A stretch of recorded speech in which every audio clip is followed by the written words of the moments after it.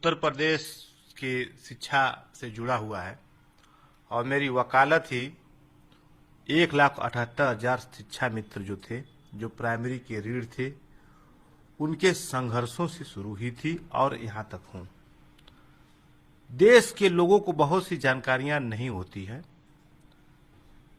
जब निःशुल्क और अनिवार्य शिक्षा के लिए संविधान में संशोधन किया गया, अनुच्छेद 21A को जोड़ा गया, तो उसमें कहा गया था क्वालिटी एजुकेशन देंगे हम, और सभी को 14 साल तक के लोगों को मुफ्त में शिक्षा दी जाएगी। उसमें किसी को फेल नहीं किया जाएगा, उसमें अभिभावक का इंटरव्यू नहीं लिया जाएगा। उसमें जो सबसे महत्वपूर्ण बात कही गई थी, प्रोहिबिट अनरिकॉग्नाइज्ड जो स्कूल हैं उनको हम प्रतिबंधित करेंगे। ये सब देश की संसद ने पारित किया था, ऐतिहासिक अधिनियम बना था। उस अधिनियम के परसुएंस में देश में बहुत परिवर्तन आए।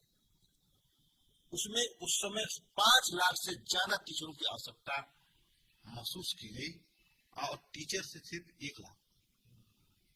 उस गैप को पूरा करने के लिए, छात्र और अध्यापकों के गैप को पूरा करने के लिए शिक्षा मित्रों की बात आई और अंत में लोगों ने उनको क्वालिटी एजुकेशन के नाम पर, माननीय अवसर के नाम पर, ये भी हमारे साथ समानता नहीं की गई, 14-16 का उल्लंघन किया गया, उसके नाम पर लड़ाई लड़े।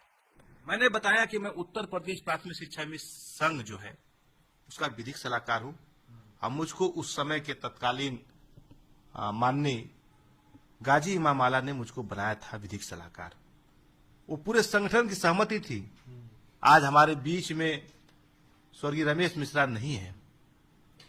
कल मैंने एक अपना लेख 19 जून को सिर्फ पीडीएफ पे लिख दिया था, एक बौद्धिक लेख लिखा था और उसके अपने उत्तर प्रदेश प्राथमिक शिक्षा मित्र संघ के ऑफिशियल जो ग्रुप है उसमें मैंने शेयर कर दिया था।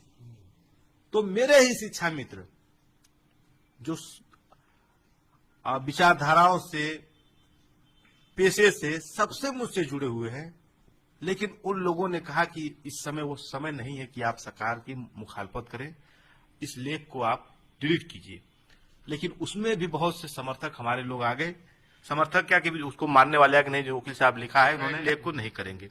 मैं कहना चाहता हूं कि आदरणीय शिव कुमार शुक्ला साहब जो है इस समय वर्तमान में अध्यक्ष हैं और रमेश मिश्रा जी मुझको ये दिया, तो मैं इस पे अध्ययन करके, शोध करके इसी पे मैं काम करता रहता हूं। और आपके प्रश्न का जवाब यह है कि जिस क्वालिटी एजुकेशन के लिए माननीय सर्वोच्च न्यायालय के समझ जो प्रश्न था, मैं वो आपको पढ़ के सुना देता हूं और देश दुनिया के लोगों को सुना देता हूं। 66 पन्ने के पैरा में जिस समय 1,72,000 अध्यापकों को देश दुनिया में बौद्धिकता के नाम से जाने जाने वाले भारत के पूर्व मुख्य न्यायमूर्ति माननीय डीवाई चंद्रचूड़ साहब ने अपने कलम से जिनको नौकरी से हटाया था और उसी को अपहेल किया था जस्टिस माननीय आदर्श कुमार गोयल और यूयू ललित की बेंच ने 25 जुलाई 2017 को मान्य। और उस समय उस जजमेंट में देश दुनिया के तमाम दार्शनिकों की बात कही गई थी कि बिना ट्रेंड टीचरों के हम बच्चों को पढ़ने नहीं देंगे, आप लोग अनक्वालिफाइड हो। जबकि यह सत्य था कि हम ग्रेजुएट थे, हमने डिस्टेंस मोड से ले लिया था। केवल विभागीय पत्राचार के माध्यम से बेचारे वो शिक्षा मित्र मर गए, हजारों की संख्या में आत्महत्या किए।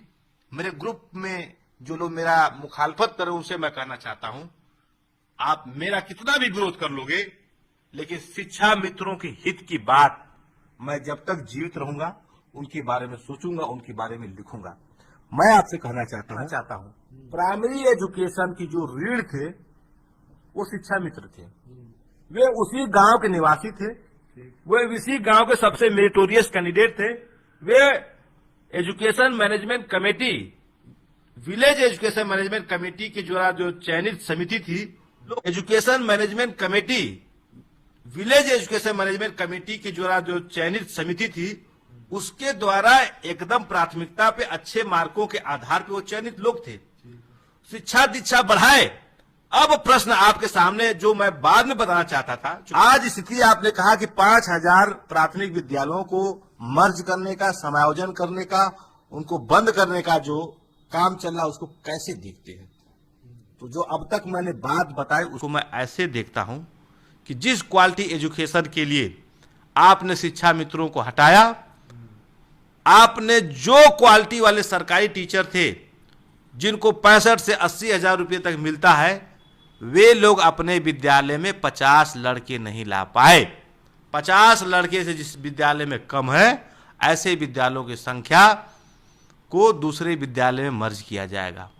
मैं यहीं पे कहना चाहता हूं, उस समय हमारे महंत योगी आदित्य महाराज और आज के मुख्यमंत्री, माननीय मुख्यमंत्री उत्तर प्रदेश ने शिक्षा मित्रों के समर्थन में गोरखपुर में भाषण दिया था कि तुम्हारे साथ अन्याय होगा, हम बनेंगे।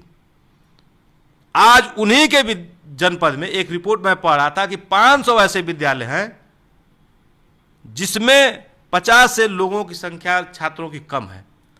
अब आपके समझ प्रश्न उठता है कि वो जो क्वालिटी वाले टीचर लोग थे, जब हम एपीजे अब्दुल कलाम की भावनाओं को प्रेरित होकर आर्गुमेंट किए थे, उस समय के हमारे वकील वेंकट रमणी साहब जो हमारे वकील थे, लेकिन उस समय के महाधिवक्ता बने अजय मिश्रा आज महाधिवक्ता बने हुए हैं, उन्होंने ही बोलने दिया और कहा कि नहीं, हम क्वालिटी एजुकेशन पर समझौता नहीं कर सकते हैं।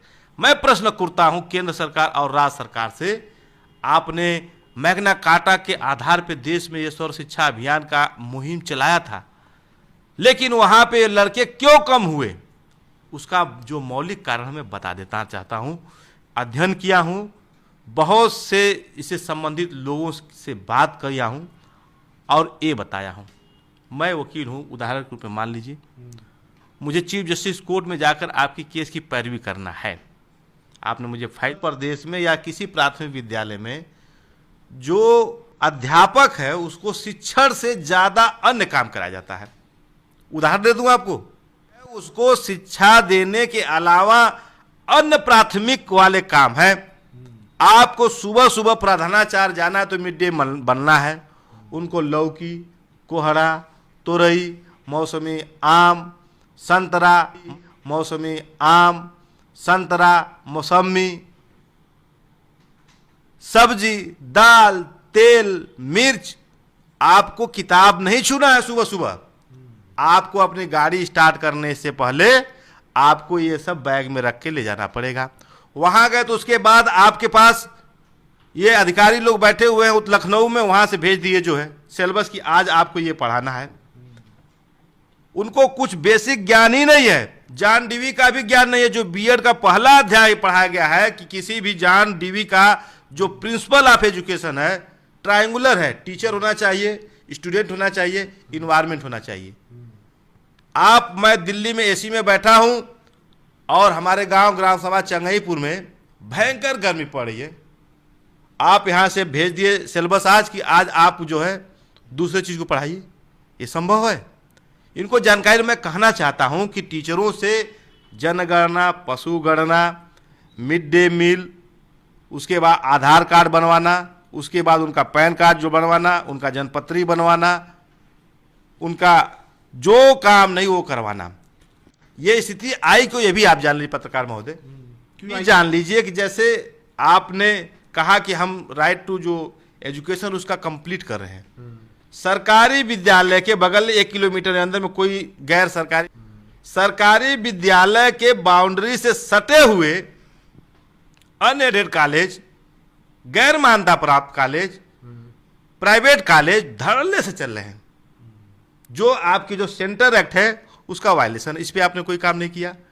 सिर्फ और सिर्फ समाज में ये कहना कि जो अध्यापक है, जो शिक्षा मित्र है, वे लोग पढ़ाते नहीं हैं। मूल कारण है कि आपने उनको इंफ्रास्ट्रक्चर नहीं दिया। आपने कब एक अध्यापक को पूर्ण मनोयोग से पढ़ने का अवसर दिया? सुबह गए तो तब तक शुरू मिड डे मील का कार्यक्रम करना है, बर्तन मजवाना है, साफ करवाना है, रसोइयों को देखना है, सफाई करवाना है, वाटिका लगाना, औषधि वाटिका लगवाना है, आपने करते रहे। अब उसमें जो सबसे मौलिक बात मैं आपको बताना चाहता हूं, आपने उनको लिए मिनिमम आय तय कर लिया कि आपको जब आपका एजुकेशन सत्र है कि 1 मार्च या फरवरी को आपको 5 साल या 6 साल का होना मैंडेटरी है। मेरा लड़का है, वो मान लीजिए अगस्त में पैदा हो गया, उसके बस की बात तो नहीं थी, न तो मेरे बस की बात है कि मेरा लड़का ऐसा पैदा हो कि वो जिस दिन एजुकेशन सत्र पूरा हो रहा उस दिन वो जो मिनिमम आय वो पूरा करे। किसी की आय 1, 2, 3 दिन कम हो जाती है, तो वो जो जिस लड़के का प्राथमिक विद्यालय में कक्षा 1 में या जो एडमिशन होना चाहिए उसको तो आप नियमतः वो प्रिंसिपल साहब नहीं ले पाते हैं। वो क्या करता है, उस लड़के को प्राइमरी वाला जो है, जो दूसरा प्राइवेट चलाता है, वो ले लेता है। तो आप में जो कक्षा 1 में 50 संख्या होनी चाहिए, 25 संख्या होनी चलनी चाहिए, वहां पर आपकी इस मानक की वजह से संख्या कम हो जाती है। अब वो लाए बेचारा कहां से मास्टर, वो खोजे, प्रचार करे, कुछ करे, लेकिन वो जो आय वाला मामला है, अगर उसने कुछ हेर फेर किया तो आप तो उसको मुकदमा ला देंगे।